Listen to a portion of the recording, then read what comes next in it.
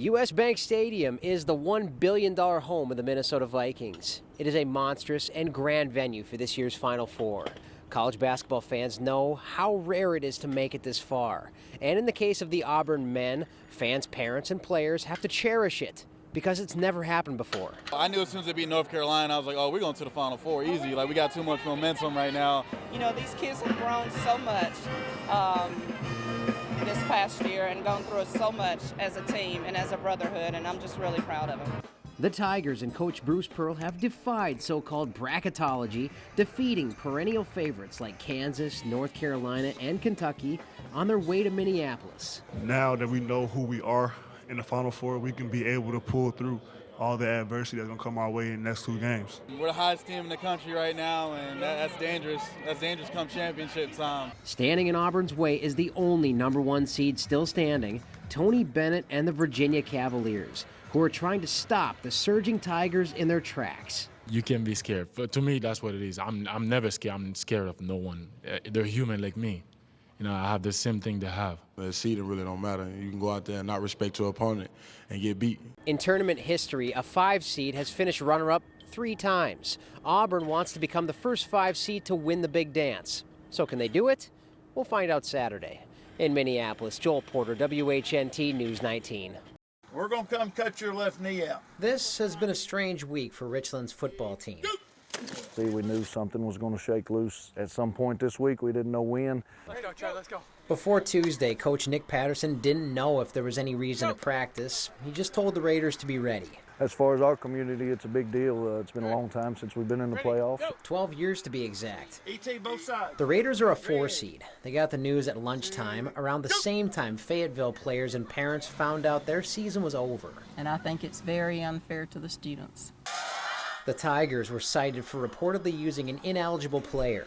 Fayetteville school leaders appealed to the state athletic board, arguing a letter sent in September gave the school the board's blessing. I feel bad for their community and you know, the things that they've had to endure this season. The TSSAA board members ruled that since Fayetteville didn't provide a bus route to the student in question's address, they didn't consider the player eligible.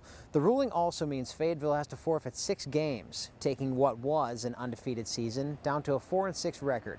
I need one here, one here. The 4 playoff teams in Region 5, all Fayetteville opponents, are credited with a win. Richland is now 6-4. Coach Patterson has 2 more days to get his team ready to travel to Huntingdon. In Giles County, Joel Porter, WHNT News 19. Keith Henderson and the Bucks are on the field hitting the sleds. It's exciting to get out here on the practice field in the evening under the lights. 2 Fridays from now, Buckhorn and most of their competitors will play their first games of the year. This week, they're having to work around a triple-digit heat index. You know, putting them in that heat today, what was most conducive for us to have a good practice, and that was to move it later in the evening. When the heat index is between 91 and 103 degrees, the AHSAA tells coaches to cut off practices at 2 hours, keep it to helmets, shoulder pads, and shorts, and remove all equipment for conditioning. We stop them right there if somebody comes to me and they feel like that they're dizzy or not feeling well. I'll immediately send them to the trainer and we'll get water in them and we'll check them and make sure that they're okay. Just like their competitors, the Bucks have 2 weeks to work on fundamentals, making tackles, hauling in catches, and learning the plays. The coaches pack plenty of water and are watching for any signs of heat illness among the players. In Madison County, Joel Porter, WHNT News 19.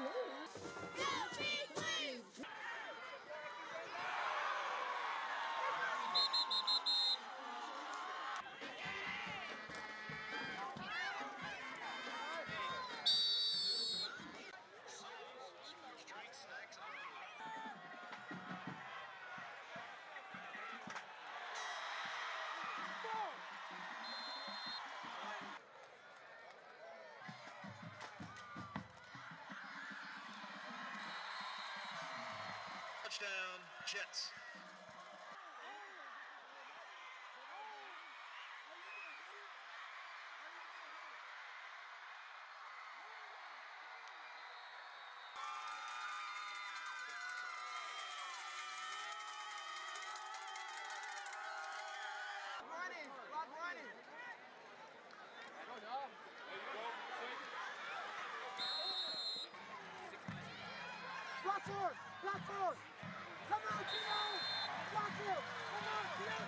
Labor Day marks the end of the line after 23 seasons for the Mobile Bay Bears, but for people who work every home game at Hank Aaron Stadium, it's a labor of love. In addition to being a fan, I was fortunate to work here the last 6 years. It's been the funnest job I've ever had, and I'm very sad to see the Bay Bears go. All right, how y'all doing? If you show up at the park and can't find John Joseph, chances are he'll find you. I try to make it a point to say hello to every single fan that comes here. Joseph admits that's not quite as daunting of a task during the Bears' final home series against the Tennessee Smokies. It's been more energetic than I thought it was going to be. From the original thought, it was only going to be about 2 or 3 fans in the stands. This year's Bears will finish in last place in the Southern League.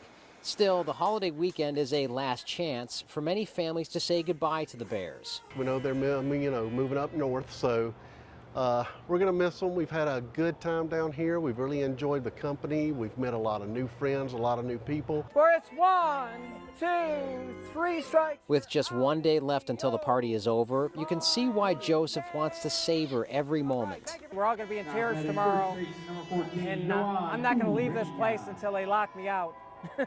Joseph tells me, like the players, he remains upbeat about the future, despite the size of Sunday's crowd, which he guessed was only around 400. In Mobile, Joel Porter, WHNT News 19.